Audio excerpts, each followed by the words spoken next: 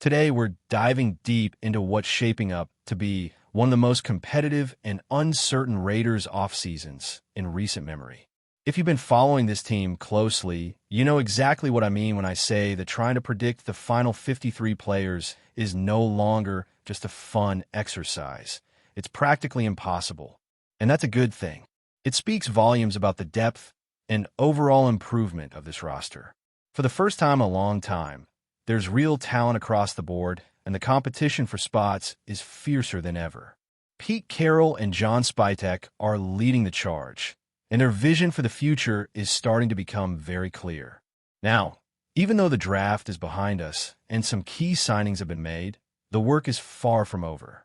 Training camp, preseason snaps, roster cuts. These are the stages where careers are made or broken. And unfortunately, some of the guys who wore silver and black last year might not make it through this cycle. In fact, I'd go as far as to say that a decent chunk of last season's contributors might be watching from home come week one. Not because they're bad players, but because the bar has been raised.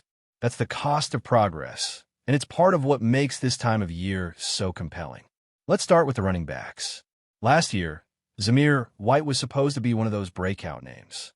He bulked up, looked sharp in workouts, and there was real excitement about what he could bring to the table. But when the season hit, he didn't deliver. 65 carries for 183 yards, and he just didn't show enough to justify a long-term role. He was eventually sidelined, and let's be honest, it felt like a missed opportunity. The Raiders clearly agreed, because they've since brought in Ashton Jenney and Raheem Mostert. And now, Zamir is in a tough spot. If it came down to choosing between him and Sincere McCormick, I'd lean toward McCormick, even though he's coming off an injury. At this point, I'd give Zamir about a 25% chance of making the final roster. Maybe he shows up motivated. Maybe he improves ball security. Maybe he finds a niche on special teams. But right now, the odds are stacked against him. Then there's Dylan Lobby, another running back trying to carve out a role, alongside Alexander Mattison and Amir Abdullah, both of whom seem to be on the way out. Lobby probably has the best shot among the holdovers. Madison's already gone, and Abdullah's still floating around as a free agent. Lobby didn't see much action last year, mostly because of ball security issues. And when you're a rookie fumbling the ball, you're not going to get many second chances. That said, he does offer something on special teams, and for a sixth-round pick, he's got just enough upside to keep things interesting. Right now, I'd put his odds at about 55%. It's not a lock, but it's better than most of the guys he's competing with. Speaking of long shots, let's talk wide receiver. The team went out and drafted 3 receivers this offseason, which tells you everything you need to know about how they feel about last year's depth. There's one guy from last year's squad who's incredibly fast. We're talking a legit 4.340, but I don't see him making the team as a receiver. That role is already filled, and he just hasn't done enough to force the issue. However, he does have some value on special teams, and speed like that can't be taught. Still, I'd put his odds of making the roster at around 10%. He flashed in the preseason, even had a standout game that helped him sneak onto the team. But this year's group is just more talented, more refined, more ready. Now, shifting to the offensive line, there's a player here in the final year of his rookie contract, taken in the 7th round back in 2022. He played in 11 games last year and gave up 5 sacks. He struggled when forced to play tackle, and that kind of inconsistency could cost him. Right now, the Raiders have 8 offensive linemen I'd consider locks, and this guy isn't one of them. But if the team decides to carry 9 linemen, he could sneak in. I'd give him a 50% chance, and it really depends on the numbers. If it's 8, he's probably out. If it's 9, he's got a fighting shot. Now here's where it gets fun. Linebackers. One player we got to talk about had 17 tackles, a sack, and 3 tackles for loss last season. He was drafted under the previous regime, but he fits the mold of what this new front office is looking for: versatile, explosive, and ready to contribute on special teams. He also got more playing time as the season went on. I see him as a 75% lock to make the team. He could even start. Honestly, I could make a whole video about why this guy should be in the starting lineup, but I'll save that for another time. Next up, Tommy Eichenberg, 5th round pick out of Ohio State. and I really thought he'd step into a bigger role after a certain veteran left. I still think he makes the team, but I'm not as confident as I was before. There's a lot of uncertainty in that linebacker room, and while Eichenberg is passionate and plays with heart, the new additions could push him down the depth chart. I'd put him at around 70% right now. Then there's another linebacker who, based on everything I've seen and heard, might actually end up starting this year. He's made all the right moves this offseason, earned the respect of his teammates, and seems to be trending in the right direction. I'd put his odds of making the team at 75% as well. And if things break his way, he could be one of the surprise standouts this season. Let's talk about the safety group now. There's a player taken in 2022 who, despite being well-liked in the locker room, hasn't really shown he can earn a permanent spot on this roster. He doesn't stand out athletically, and with the team lacking depth at free safety, that's a problem. Add in the arrival of another special teams ace who could eat into his role, and I'd say his odds are around 20%. If he doesn't show something soon, he could be on the outside looking in. We're also keeping an eye on a running back from Lock Haven. Very low odds, around 5%, but he's got a shot if he can stand out on special teams. That's his only real path to the roster, because the team is likely only keeping 4 backs. Then there's a wide receiver with a funny name. Some of my friend jokes sounds more like a lawyer than a football player. 3 catches for 38 yards, and while he beat the odds last year, I don't think he pulls it off again. 1% chance, tops. Another receiver I've doubted for 2 straight years is still hanging around. He's got ties to New England, decent size at 6'1" and 214 pounds, but I just don't see it. Maybe he lands on the practice squad, but not the active roster. I'd give him 2%. If I had to bet on someone else at that same position, I'd go with the first recruit Chip Kelly ever brought to UCLA. That guy's got a little more juice. Speaking of guys flying under the radar, Thomas Harper is an interesting case. He's more versatile than people give him credit for, and he could end up being the answer at free safety. He graded out well in coverage last year.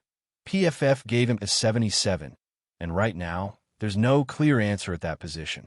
Jeremy Chin isn't the guy, Lonnie Johnson Jr. doesn't fit that mold, and Chris Smith Jr. hasn't locked it down either. Harper's got a shot if he shows up in camp ready to go. I'd put him at 40%. On the defensive end, Charles Snowden had a solid close to last season. 39 tackles, 3 for loss, and started a few games when injuries piled up.